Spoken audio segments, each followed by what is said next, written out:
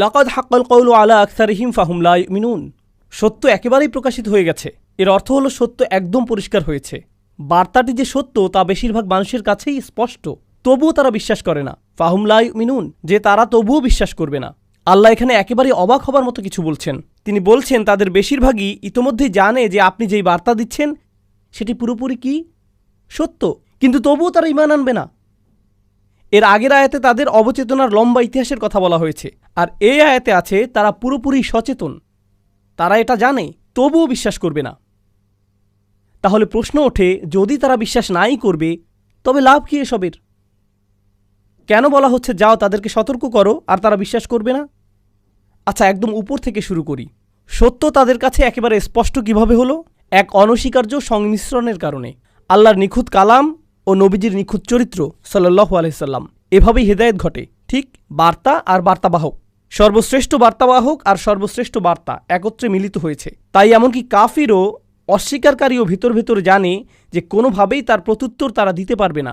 আমি কখনোই জানতে পারতাম না, আপনিও জানতে পারতেন না, এমনকি নবীজিও জানতে পারতেন না সাল্লাল্লাহু আলাইহি সাল্লাম। আল্লাহ ওদের অন্তরের ভেতরে ভালোভাবে নজর দিয়ে খুব সূক্ষ্মভাবে সেটার বিশ্লেষণ করলেন, এরপর আয়াত নাজিল করলেন। সত্য একেবারেই স্পষ্ট হয়ে গেছে, আর বেশিরভাগের বেলাতে এটাই হলো অবস্থা। তারা ভালো করেই জানে, তবুও কোনোভাবেই বিশ্বাস করবে না। এখন দেখার বিষয় হলো, নবী সাল্লাল্লাহু আলাইহি সাল্লামের বৈধতার জন্য কোরআন কি যথেষ্ট না? আল্লাহ কি শুরুতেই তার বৈধতা দেননি? তিনি বলেন, এটা শুধু তোমার বৈধতার জন্য যথেষ্ট না, বরং তাদের বৈধতার জন্য। চিন্তা করো না, তোমাকে কিছুই ভাবতে হবে না। নাকি তারা বোঝেনি? তারা ঠিকই বুঝেছে। আমি বলছি তারা বুঝেছে ঠিকই, কিন্তু শুধু তোমাকে তা দেখতে দিচ্ছে না।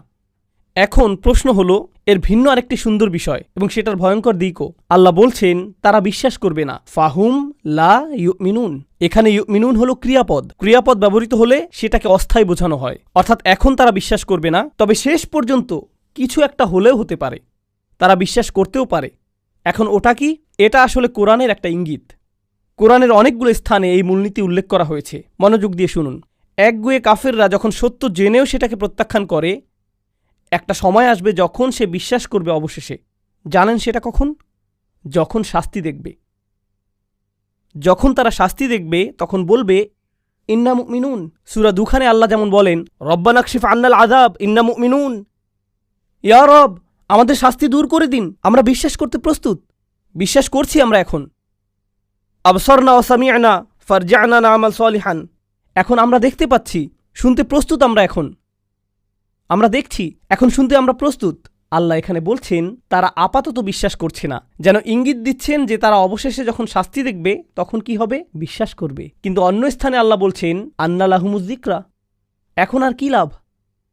আমি গায়বের প্রতি বিশ্বাস আনতে বলেছিলাম তোমাদের, দৃশ্যমান কিছুর উপর বিশ্বাস আনতে বলিনি। একটা পশুও তো সেটা পারে, একটা বিড়ালও তো আগুন দেখে এমন করে মিয়াও, এটা তো কোনো অর্জনই নয়, এজন্য এটাকে বিশ্বাস করাও বলে না। তো এখন তিনি বলছেন যে তারা বিশ্বাস করবে না, কিন্তু এর পরের আয়াতে সবচাইতে গুরুত্বপূর্ণ অংশটি এতক্ষণ চেপে রাখছিলাম। আপনাদের খুব কঠিন এক প্রশ্ন করেছিলাম, তারা যদি বিশ্বাস নাই করবে তবে দাওয়াতের কি লাভ? অসম্ভব এই কাজ কেন আমাদের করতে বলছেন? এই আয়াতে একটা শব্দ আছে, এই প্রশ্ন সেই একটি আয়াতই দিয়ে দিচ্ছে। লাকাদ হাক্কাল কওলু আলা আকসারিহিম, তাদের অধিকাংশের কাছেই সত্যটা একেবারে পরিষ্কার হয়ে গেছে, তারপরও তারা বিশ্বাস করবে না। তাদের অধিকাংশই যদি বিশ্বাস না করে তাহলে কে করবে? তাদের অল্প সংখ্যক করবে, ঠিক। তাদের মধ্যে ছোট্ট এক সংখ্যালঘু অংশ বিশ্বাস করবে, ঠিক। আর নবীজিকে তাই বলা হচ্ছে সাল্লাল্লাহু আলাইহি সাল্লাম, আপনার সবাইকে সতর্ক করতে হবে, কারণ আপনি জানেন না কে কে বিশ্বাস করতে পারে। আমি আপনাকে জানিয়ে দিচ্ছি, যদিও যে বেশিরভাগই করবে না, এটাকে কঠিন সরল পথ তো আর অকারণে বলা হয় না।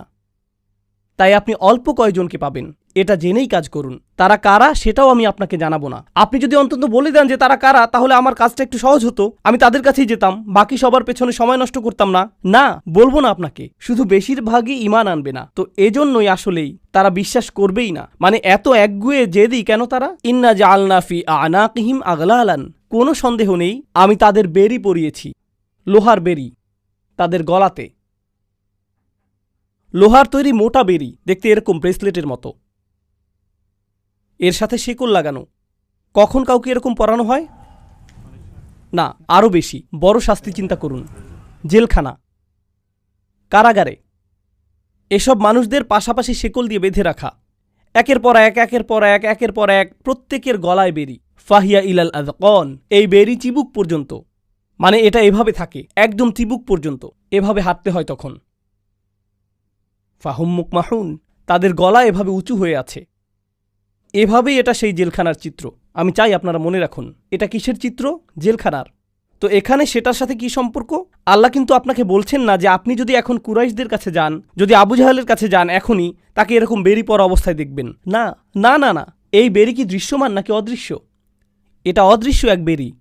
কিন্তু জানেন কি, আমি চাই এই জেলখানার চিত্রটা আগে বুঝে নিন। এই লোকগুলোকে শেকল পরানো, তার মানে এরা বন্দী। আর ওরা জেলে থাকা মানে বাহিরের পৃথিবীর সাথে একেবারে বিচ্ছিন্ন, ঠিক? কারণ আপনি জেলে বন্দী থাকা মানে বাহিরে কি হচ্ছে কিছুই জানেন না, অর্থাৎ আপনি অসচেতন, জ্ঞানহীন, গাফেল। এই শব্দ কি এর আগে এসেছে? গফিলুন। আপনি গাফেল কেন? কারণ আপনি জেলে। আর আপনার গলায় এমন বেরি থাকলে আপনি আশেপাশে দেখতে পারবেন না, মানে আপনি জানতেই পারবেন না আপনার পাশেই কি হচ্ছে, মানে আপনি আরও বেশি অজ্ঞ, গাফেল হয়ে গেলেন। আর তারপর আপনাকে সেখানে থাকতে হবে। কাউকে জেলে পুরে দিলে আপনি তাকে জিজ্ঞেস করতে পারেন, কেন তার এমন হলো? কেন তুমি জেলে গেলে? জেলে যেতে হলে আপনাকে অপরাধের অভিযোগে অভিযুক্ত হতে হবে, ঠিক? কিন্তু পূর্বের আয়াতেই তার বিরুদ্ধে অপরাধের অভিযোগ এসেছে। সত্য তাদের সামনে প্রকাশ হয়েছেই, বাণী তার সামনে সম্পূর্ণ স্পষ্ট হয়েছে, তবুও তারা বিশ্বাস করেনি। এটাই অপরাধ। আর অপরাধ এমনটা হলে তাদের জেলেই যাওয়া উচিত। কিন্তু এরপরেও শুধু জেলে গেলেই হবে না, আপনার শাস্তি অপরাধের সমানুপাতেও হতে হবে। এই কথা আগে শুনেছেন? অপরাধের উপযুক্ত শাস্তি হতে হবে। আমরা এখন পর্যন্ত শাস্তি সম্পর্কে কি জেনেছি? যে তাকে বেরি পরানো হবে। কোথায়? তার গলায়। আল্লাহ কি বলছেন? যে সে নিজে অন্তরে সত্য জানে। তিনি এই ইঙ্গিত দিয়েছেন যে সে ইতিমধ্যেই জানে কি সত্যটা। অতএব সে সত্য জানে, কিন্তু মুখ দিয়ে সেটা প্রকাশ করছে না, অহংকারের কারণে। তার গলায় সত্যটা আটকে আছে, মুখ পর্যন্ত আসতেই পারছে না, গলায় ধরে রেখেছে সে। এজন্যই তাদেরকে বলা হয় কাফির। কাফির অর্থ যে সত্যকে লুকিয়ে ফেলে। কাফির বলতে কৃষককেও বোঝানো হয়, কারণ সে বীজ মাটিতে পুঁতে ফেলে। তাই তারা যে নিজেদের গলার ভেতরে সেটা আটকে রাখে, এজন্য তাদের গলাও আটকা পড়েছে। অপরাধটা এখানেই। তারা চাইলেই বলতে পারে, কিন্তু অহংকার তা দিচ্ছে না। কিন্তু দেখুন, আরেকটি জিনিস আপনাদের জিজ্ঞেস করতে চাই, তা হলো যখন আপনি এভাবে মাথা উঁচু করে রাখেন অথচ আপনার গলায় বেরি নেই, তখন সেটা কি? সেটা অহংকার। একজন কয়েদির এভাবে গলা উঁচু করে রাখার চিত্রটি বেশ অপমানজনক। আল্লাহ সেই মাথা উঁচু করা কয়েদির সাথে অহংকারী লোকের তুলনা করেছেন, যে অহংকার আর জেদের কারণে তার বাণী শুনতে অস্বীকার করে। তিনি বলছেন যে সে অহংকার করছে। আল্লাহ সেটাকে কয়েদখানা বলছেন। সে বন্দী। সে বন্দী। সে নিজেও জানে না যে সে নিজের অহংকারেই বন্দী। এই আয়াতের কি অসাধারণ চিত্রায়ন! এ আয়াত নিয়ে শেষ কথা, আপনার গলায় যখন এরকম বেরি পরানো থাকবে, তখন কি নিজেকে দেখতে পারবেন? জেলের বাইরে বা আপনার আশেপাশেই বা কি হচ্ছে ভুলে যান, আপনি কি অন্তত নিজেকে ঠিকভাবে দেখতে পারবেন? ফাআনসাহুম আনফুসাহুম উলাইকা হুমুল ফাসিকুন। তিনি তাদের নিজেদেরই ভুলিয়ে দিলেন, তারা এমনকি নিজেদেরও দেখতে পারছে না। ইদা আখরাজা ইয়াদাহু লাম ইয়াকাদ ইয়ারাহু। কুরআন বলছে, সে যদি অন্তত নিজের হাত দেখতে পারত। তাদের অবস্থা এতই খারাপ, তারা এতই হঠকারী, কিন্তু তাদের এই একগুঁয়েমি আল্লাহ চান না। আমি যখন এটা পড়ি তখন ভাবি, আচ্ছা, আল্লাহ হয়তো এখন অন্য বিষয়ে যাবেন, কারণ যথেষ্ট শাস্তি তো হয়েছেই। কিন্তু এরপর আরেক আয়াত, ওয়াজআলনা মিন বাইনি আইদিহিম সাদ্দান, আর আমি তাদের ঠিক সামনেই একটা দেয়াল রেখেছি। অমিন খলফিহিম সাদ্দান, আর তাদের পেছনেও আমি একটা দেয়াল রেখেছি। আগশাইনাহুম, তাদেরকে ঢেকে দিয়েছি। ফাহুম লা ইউবসিরুন, ফলে তারা দেখে না। আপনি জেলখানায়, আপনাকে অন্য মানুষের সাথে বেঁধে রাখা হয়েছে। আপনার সামনে একটা দেয়াল, পেছনে আরেকটা দেয়াল। তিনি কেন দুপাশে দেয়ালের কথা বললেন না? কারণ যখন আপনি শেকলে বন্দী, তখন শুধু কোন দিকে নড়াচড়া করতে পারেন? সামনে ও পেছনে। আর আপনি আশেপাশে তাকিয়েও দেখতে পারছেন না, কারণ গলায় বেরি বাঁধা। তাই শুধু সামনে আর পেছনেই যেন দেখতে পান, এটুকুই। তো তারা এই দিকেই এগিয়ে আসছে। তাহলে আল্লাহ কি বলছেন? তাদের সামনে একটা দেয়াল আছে আর তাদের পেছনে একটি দেয়াল আছে। এই দেয়ালের কাজ কি? আপনি পালাতে পারবেন না। দেয়ালের আরেকটি কাজ হলো আপনি ওপাশের কিছুই দেখতে পাবেন না। ঠিক এটার কারণেই তারা অসচেতন। কিন্তু এখানে তো তিনটি আবরণ, সামনে দেয়াল, পেছনে দেয়াল, উপরে আরেক আবরণ। এটা কিছু খুব খুব গুরুত্বপূর্ণ।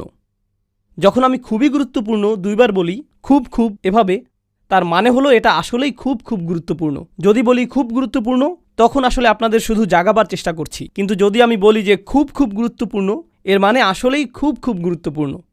3টি বাধা। প্রথম বাধাটি কোথায়? ঠিক তাদের সামনে। বোঝার চেষ্টা করুন এর মানে কি। আমাদের ঠিক সামনে কি জানেন? সব কিছু। যখন ঘুম থেকে উঠি আমার ঘর আমার সামনে, যখন নিচে যাই আমার বাচ্চারা আমার সামনে, যখন বাইরে যাই পুরো আকাশ আমার সামনে, যখন গাড়িতে উঠি আমার গাড়ি ঠিক আমার সামনে, কোরআন আমার সামনে, সমস্ত জীবন আমার সামনে। আল্লাহর সমস্ত সৃষ্টি কোথায়? ঠিক আমার সামনে। আর এই সৃষ্টি, এই আকাশ, এই পৃথিবী, সেই গাছ, আমার বাচ্চা, সব কিছুই আল্লাহকে স্মরণ করিয়ে দেয়, সব কিছুই। কিন্তু তারা এসব থেকে বাধাপ্রাপ্ত, তাই তারা ওসব কিছুই দেখে না, তাই কিছুই তাদেরকে আল্লাহর কথা মনে করিয়ে দেয় না। সব কিছুই তাদের চিন্তার জন্য যথেষ্ট না। সত্যের পথ হতে তারা অবরুদ্ধ। অন্য ভাষায় প্রথম প্রাচীর হল সমস্ত সৃষ্টি। বোঝার চেষ্টা করুন এই জিনিসটা। আল্লাহ যা কিছুই সৃষ্টি করেছেন সবই আমাদের সামনে। আপনি তো সারাক্ষণ কোরআন পড়ছেন না, সারাক্ষণ তো আপনি ইবাদত করছেন না, কিন্তু জানেন কি, যখনই আপনি জেগে আছেন আপনার ঠিক সামনেই কি থাকে? সৃষ্টি সব সময় আপনার সামনে থাকে। নিজের চোখে দেখে অনুধাবন করার মতো কিছু না কিছু সব সময়ই থাকে। এটাই হলো প্রাচীর। দ্বিতীয় প্রাচীরটি কোথায়? তাদের পেছনে। আমাদের পেছনে কি? আমাদের ইতিহাস, আমার নিজের ইতিহাস, আমার জাতির ইতিহাস, অন্যান্য জাতির ইতিহাস। এগুলো সব কোথায়? তারা তাদের সামনে থাকা প্রাচীরের কারণে পুরো বিশ্ব দেখতে পারছে না, আর তারা তাদের পূর্বে গত মানুষের অবস্থা থেকেও শিক্ষা নিচ্ছে না। এজন্য তাদের পেছনেও আরেক প্রাচীর। এখন পর্যন্ত দুটো পেলাম, আপনার চারপাশের দুনিয়া 1 নম্বর, আর আছে ইতিহাস 2 নম্বর। কিন্তু সেটাও যথেষ্ট না, অন্য দিক থেকেও তারা অবরুদ্ধ। কোথায়? ফাগশাইনাহুম, আমি তাদেরকে ওপর থেকেও ঢেকে দিয়েছি। এখন আপনি যদি ওপর থেকে তাদের বন্দী করে রাখেন, তার মানে ওপর থেকেও এমন কিছু শেখার আছে যা সত্যের পথ দেখায়। আপনি যদি ইতিহাসে মনোযোগ দেন সেখান থেকেও সত্য পেতে পারেন। হতে পারে উপরেও কিছু একটা আছে যা আপনাকে সত্যের দিকে নিতে পারে। সেটা কি? আল্লাহর পক্ষ থেকে বাণী। এখন সেটাও আপনার অন্তর হতে অবরুদ্ধ। আপনি কোরআনের যেখানেই পড়েন না কেন তা বলবে যে সত্যে পৌঁছানোর জন্য 3টি রাস্তা আছে। আপনার চারপাশের পৃথিবীর দিকে নজর দিতে পারেন, ইতিহাসের প্রতি নজর দিতে পারেন, আর নজর দিতে পারেন ওহির প্রতি। কোরআনে এই 3টি ধ্রুব। আপনি যখন নিজের প্রতি মনোযোগ দিচ্ছেন তখন আপনি সব কিছুর প্রতি দিচ্ছেন। সানুরিহিম আয়াতিনা ফিল আফাকি ওয়া ফি আনফুসিহিম হাত্তা ইয়াতাবায়্যানা লাহুম আন্নাহুল হক। আপনার চারপাশের পৃথিবীটাই সত্যে পৌঁছানোর প্রথম ধাপ, ইতিহাস। আর যারা ইতিহাস নিয়ে চিন্তা করতে পারে তারাও সত্যে পৌঁছাতে পারে। আর সত্যে পৌঁছানোর সবচাইতে শক্তিশালী পথটি অবশ্যই সেটা যা ওপর থেকে আসে। অথচ এই মানুষগুলো পুরোপুরি অবরুদ্ধ। তাই ওহি তো দূরে থাক, তারা তো এই বাণী শুনছেই না। নবীজি সাল্লাল্লাহু আলাইহি সাল্লামকে তারা আপনাকে শুনবে না, অথচ তা কোরআন উপর থেকে এসেছে। অথচ তা কোরআন উপর থেকে এসেছে। এটা বলতে বলার আগে দেখুন, সেটা তো তাদের প্রথম অপরাধী না। তারা তো তাদের আশেপাশের পৃথিবীটাতেই মনোযোগ দেয় না। তারা ধ্বংসাবশেষ নিয়েও চিন্তিত না। তারা তো অতীত জাতির ধ্বংসাবশেষের পাশ দিয়ে গিয়েছে, আরবরা যেত এভাবে। অথচ তারা 2 বার ভাবত না এখানে কি হয়েছে, এখানে কি হয়েছে। ফাহুম লা ইউবসিরুন। তাদের এই অবস্থা কেন হলো তারা এমনটা কখনোই ভাবেনি। কি এক চিত্রায়ন, কি অসাধারণ চিত্রায়ন। আর এই সব কিছুর শেষে এখন নবীজি সাল্লাল্লাহু আলাইহি সাল্লামকে বলা হচ্ছে তিনি কি সংখ্যাগুরুদের পাবেন নাকি সংখ্যালঘুদের। এখন বলা হচ্ছে বেশিরভাগ মানুষই খারাপ, কোনো আশা নেই। ওয়াসাওয়াউন আলাইহিম আনযারতাহুম আম লাম তুনযিরহুম লা ইউমিনুন। সব একই রকম, আপনি তাদেরকে সতর্ক করেন আর নাই করেন তারা বিশ্বাস করবেই না। হে আল্লাহ, আপনিই আমাকে বলেছিলেন তাদের সতর্ক করতে, এখন বলছেন তাদেরকে সতর্ক করি আর না করি লাভ নেই। তাদের জনসংখ্যার বিশাল গোষ্ঠীর ব্যাপারে আসলেই কোনো লাভ নেই। এই মানুষগুলোর ব্যাপারেই যদি নবীজিকে বলা হয়ে থাকে সাল্লাল্লাহু আলাইহি সাল্লাম, তবে তাদের বেশিরভাগের গলাতেই শেকল আর বেরি লাগানো। তাদের বড় অংশের কোনো কিছুতেই কোনো মনোযোগ নেই আর, কিন্তু তবুও তাকে করতে হয়। কেন বাপু? কেনই বা তাদের বেশিরভাগ বিশ্বাস রাখবে না? এমনকি কোরআনও, এমনকি রাসূলুল্লাহ সাল্লাল্লাহু আলাইহি সাল্লামের নিজ কণ্ঠের কোরআনও নয়। এত একগুঁয়ে তারা কিভাবে হতে পারে যে স্বয়ং নবীর কণ্ঠের কোরআনও তাদের জন্য যথেষ্ট না? এরকম অবস্থাটি বেশ হতাশাজনক। আর এমনটা যখন হবে, যখন তারা হতাশায় থাকবে, নবীকে তখন বলা হচ্ছে সাল্লাল্লাহু আলাইহি সাল্লাম, ইন্নামা তুনযিরু মানিত্তাবা আয-যিকরা। আপনি শুধু তাকেই সতর্ক করতে পারবেন যে জিকিরের অনুসরণ করে। এই আয়াত সম্পর্কে বলার আগে আপনাদের আরেকটা জিনিস বলতে চাই। সত্যে পৌঁছাবার কয়টি পথের কথা বলেছি আমি? 3। সেগুলো কি কি? একদম সোজা, খুব খুব গুরুত্বপূর্ণ। আমি বলেছিলাম সৃষ্টি, ইতিহাস, ওহী, ঠিক? ওকে, সৃষ্টি, ইতিহাস, ওহী হলো কিভাবে আপনি আপনার মস্তিষ্ক ব্যবহার করে সত্যে পৌঁছাতে পারবেন। একবার সত্য পেয়ে গেলে তখনই সতর্কতাগুলোর উপকার পাবেন আপনি। তাহলে 1টি, 2টি, 3টি, 4 নম্বর কোনটি? সতর্কবার্তাগুলো। সত্যে পৌঁছাবার আগে যদি সতর্কবার্তা দিয়ে দেন তবে তার কোনো অর্থই হবে না। আমাদের বাচ্চারা কখনো এমন হয় ইসলাম সম্পর্কে জানেই না। নামাজ পড়ো বাবা। কেন নামাজ পড়বো আম্মা? কারণ না পড়লে আল্লাহ রাগ করবেন, আর আমি আরও বেশি রাগ করব। আপনি ভয় দেখাতে খুব পছন্দ করেন, কিন্তু তার আগে সত্যটা বুঝিয়ে দেন না। এমন করলে কি হয় জানেন? মানুষ পালিয়ে যায়। যারা সত্য থেকে উপকৃত হয়, সতর্কতা মূলত তাদের জন্যেই। আর সত্যের পথগুলো কি কি? আপনার চারপাশের পৃথিবী, ইতিহাস আর ওহী। ঠিক দেখলেন সতর্কবাণী কখন আসলো? এখন সতর্কবাণী এসেছে এখানে। এখন আল্লাহ বলছেন এই 3টি রাস্তা যখন বন্ধ, তখন আপনি যতই সতর্ক করেন না কেন তারা বিশ্বাস করবেই না, কোনো কাজেই আসবে না। অন্যের সাথে ইসলাম নিয়ে কিভাবে কথা বলবেন সেটার উপর কি এর প্রভাব পড়ে না? আমাদের কি তাহলে শুধু সতর্ক করার তুলনায় সঠিকভাবে চিন্তা করার প্রতি মনোযোগ দেওয়া উচিত নয়? যদি আপনি মানুষকে সতর্ক করতে চান, কি দিয়ে শুরু করা উচিত? সঠিকভাবে চিন্তা করার উপায়। ইতিহাস নিয়ে চিন্তা করতে শেখান, ওহী নিয়ে চিন্তা করতে শেখান, তাদের চারপাশের বিশ্ব নিয়ে চিন্তা করতে শেখান। এরপর তাদের সতর্কবাণীটি দিন। আমার ধারণা হলো আজকাল বেশিরভাগ মুসলিমেরই ইসলাম নিয়ে আনুষ্ঠানিক তো দূরে থাক, সাধারণ জ্ঞানটিও নেই। আমিও এর অন্তর্ভুক্ত। কি হতাশাজনক পৃথিবীতে আমরা বাস করছি। আমাদের দোষ না এটা। এখন যদি কারো জ্ঞানের সঠিক ভিত্তিই না থাকে, আর আপনি এসে তাকে 1 ঘন্টা যাবৎ জাহান্নামের আগুনের উত্তাপ নিয়ে বলেন, তাহলে তো সমস্যা হবেই, কারণ তার ভিত্তিই তো ঠিক নেই। নবীগণ আলাইহিমুসসালাম কিন্তু শুরুতেই সতর্ক করতেন না। তারা এভাবে শুরু করতেন না, বরং দাওয়াতের অনেক পর এই কাজ করতেন। তো এখন চলুন এই আয়াত নিয়ে কথা বলি। আপনি শুধুই তাদেরকেই সতর্ক করতে পারবেন যারা উপদেশের অনুসরণ করছে, মানিত্তাবা আযিকরা।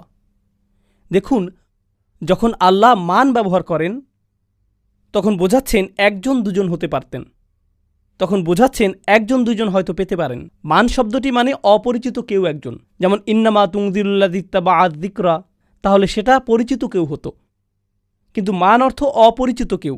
অন্যভাবে বললে নবীজি অনেক মানুষের সাথে কথা বলেছেন সাল্লাল্লাহু আলাইহি সাল্লাম, আর সেখানে কেউ একজন আছে, তিনি এখনো জানেন না সে কে, অথচ সেই লোক তার কথা শুনছে, সেটা নিয়ে ভাবছে।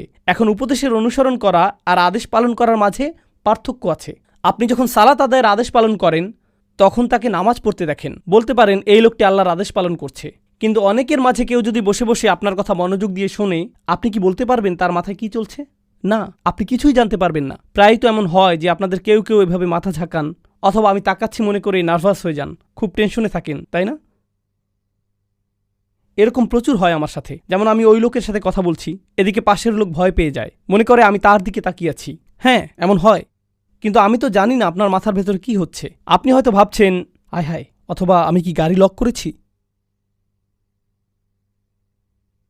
কেউ কেউ ভাবছে খেলাটা কয়টায় শুরু হবে। বিভিন্ন জিনিস ঘুরতে থাকে আপনাদের মনের ভেতর, আমি জানি না। নবীজি সাল্লাল্লাহু আলাইহি সাল্লামও জানেন না মানুষের মনের ভেতর কি কি ঘটছে, তার জানার কথাও না। আল্লাহ বলেন আপনার একমাত্র কাজ হলো তাকেই সতর্ক করা যার মাথার ভেতরে কিছু ঘটছে, মানিত্তাবা আযিকরা। আল্লাহর কথাগুলো কত নিখুঁত দেখুন। ও খশিয়া রহমান, আর সে কাকে ভয় পায়? আর রহমান বিল গায়ব, অদৃশ্যে ভয় পায়। সে গায়বের ভেতর আর রহমানকে ভয় পায়। সেটা কেন? রহমান তো অবশ্যই গায়বের ভেতর।